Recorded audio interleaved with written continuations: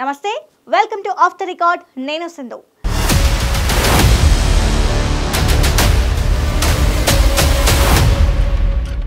తెలంగాణ జాగృతి నేత కవిత కొత్త పార్టీ పెట్టడం ఖాయమేనా? ఒకవేళ పార్టీ డిక్లేర్ చేస్తే కవిత ఎలాంటి వ్యూహంతో జనంలోకి వెళ్లే అవకాశం ఉంది? కవిత యాక్షన్ ప్లాన్ ఎలా ఉండబోతోంది? తెలుసుకోవాలంటే లెట్స్ వాచ్ ది స్టోరీ.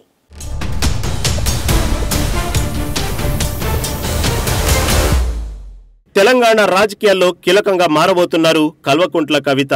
ఉద్యమ కాలం నుంచి తెలంగాణ జాగృతి పేరుతో జనంలో క్రేజ్ పెంచుకున్న కవిత బీఆర్ఎస్ ప్రభుత్వం ఏర్పడిన తర్వాత ఎమ్మెల్సీగా ఇటు కార్యకర్తలకు అటు ప్రజలకు మరింత చేరువయ్యారు.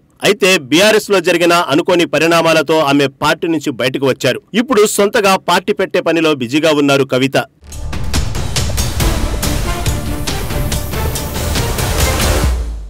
సొంతంగా పార్టీ డిక్లేర్ చేసే ప్రజలకు దగ్గరయ్యే ప్లాన్ చేసుకున్నారు కవిత. అందులో భాగంగానే జాగృతి జనంబాట పేరుతో పోస్టర్ రిలీజ్ చేశారు. అందులో కేసీఆర్ ఫోటో మాత్రం లేదు. కేవలం తెలంగాణ తల్లి ప్రొఫెసర్ జయశంకర్ ఫోటోతోనే పోస్టర్ రిలీజ్ అయింది. తన రాజకీయ గురువు కేసీఆర్ అని చెప్పే కవిత ఇప్పుడు సొంతంగా తన ఇమేజ్ పెంచుకోవాలన్నదే కవిత ఆలోచనగా అర్థమవుతుంది. అంతేకాదు, కేసీఆర్ ఫోటో అడ్డం పెట్టుకుని రాజకీయ లబ్ధి పొందుతున్నట్లుగా బీఆర్ఎస్ సోషల్ మీడియా చేస్తున్న ప్రచారానికి చెక్ పెట్టేందుకే కవిత జాగృతి బాట పోస్టర్ ప్లాన్ చేసినట్లు తెలుస్తుంది.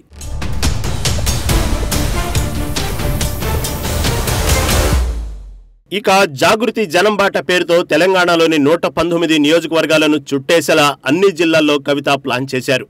ఉమ్మడి 10 జిల్లాల్లోని ప్రజలతో మమేకమై వారి సమస్యలను ప్రభుత్వం దృష్టికి తీసుకొచ్చే విధంగా వ్యూహం చేశారట. అలాగే రైతులు, యువత, మహిళలు ఇలా అన్ని వర్గాల ప్రజలను కలవనున్నారు. ప్రతి నియోజకవర్గానికి 2 రోజుల సమయం కేటాయిస్తారట. ఇక్కడే కవిత తన ఆలోచనకు పదును పెడుతున్నట్లు తెలుస్తుంది.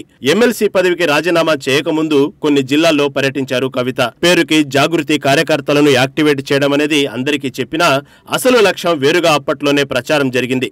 ఎందుకంటే ఆమె ఎక్కువగా కలిసింది తెలంగాణ జిల్లాల్లోని బీసీ నేతలను మాత్రమే.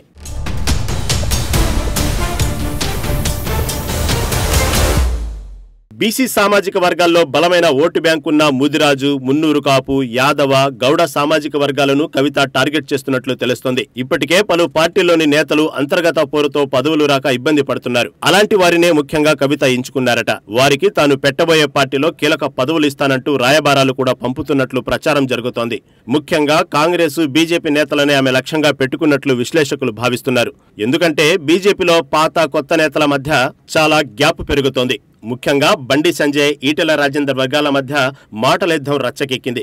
ఇక అధికార కాంగ్రెస్ పార్టీలో కూడా నామినేటెడ్ పదవులు, పార్టీ పదవుల విషయంలో జిల్లాలో వర్గపోరు రోడ్డున పడింది. ఈ పరిస్థితిని తనకు అనుకూలంగా మలుచుకునే పనిలో కవిత ఉన్నట్లు ఆమె అనుచరులు చెబుతోన్నమాట.